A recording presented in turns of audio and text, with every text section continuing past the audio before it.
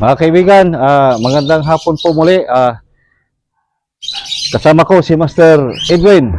Magbibigay po kami ng idea po sa mga mahilig magdala ng payong kasi panahon na po ng tag-ulan. Itong payong na to, hindi nyo alam, maraming paraan ito para sa self-defense po. Panoorin nyo po mga kaibigan. Halimbawa, inawakan ka po dito. Sa mga kababayan, ito po siya. Oh. Yan po, yan. Paghawak po yung mga kaibigan, ito lang po ang gawin mo. 1. Ikutin mo lang siya. Oh. Yan, mapapo po na yan kaibigan. Ito po siya. 1. Slow. 1. 1. Ikot mo lang ng konti. Ito. 1. Ito po siya. Ay, para lalong mas maganda po siya, hindi siya basta-basta makaalis po, kunin mo siya dito. Yan.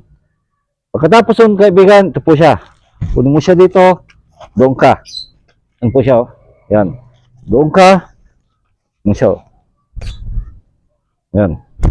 Patamaan mo, pwede. Patayuin mo siya. Ito po siya. Yan. Makikita no? Yan. Tayo. Yan po yan. 1. Laro lang mga kaibigan. Laro lang. Ginagawa ng payong na to. 1. So.